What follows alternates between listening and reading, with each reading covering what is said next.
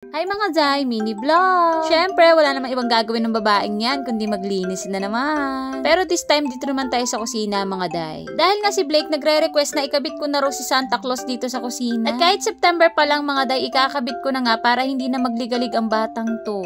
At dahil nga naglilinis na rin naman tayo mga Day, itodo na natin yan. Hindi naman sobrang dami ng ikakabit ng babaeng yan mga Day, kaya naman matatapos din agad yan. So sobrang excited nga ng anak ko dyan mga Day, pabalik-balik siya dyan. At tinitignan niya nga kung nakabit ko na nga yung mga pinapakabit niya. Dahil nga mga Day, first time namin magde-decorate ng sarili naming bahay. Dahil nga ng mga time na hindi pa kami nakabukod mga Day, wala kaming mga paganyan-ganyan. Kaya naman ang baby Blake ko ay talaga namang excited. At kada may darating na parcel dito mga Day, alam niya na kung ano yun. Sobrang nga ang ngiti ng bata-batuta ko mga Day, kada makakita siya ng mga pang Christmas decor. Syempre, una ko na nga nilagay ang table runner para dito sa lamesa. Kung gusto mo rin yan mga Day, ilalagay ko na lang sa comment section yung link. Ganon!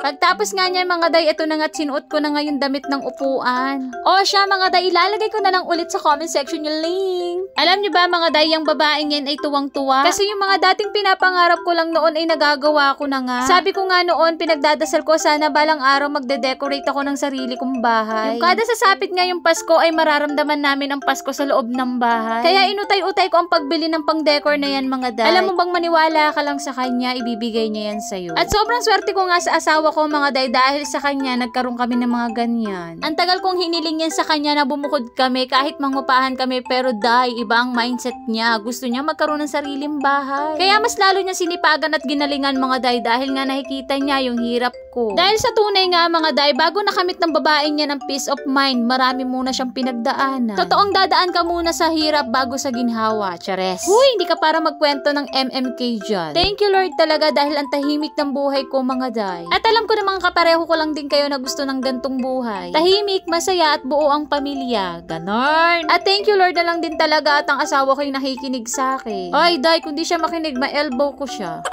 Diyos ko po Rudy, ang dami na namang kwento ng babaeng yan. At syempre mga Day, meron din tayong ilalagay dito sa rep, kaya punasan muna natin siya. Sobrang ganda nga ng tela niyan mga Day, hindi mo hakalain na mura lang din yan. Sabi ko nga sa inyo mga Day, mahilig nga ako sa mura lang pero quality. At syempre mga Day, pagtapos sa rep, dito naman tayo sa lababo. At tignan mo naman yung babae na yan, bigat na bigat sa katawan niya. Na para bang tumaba na naman siya. Chares.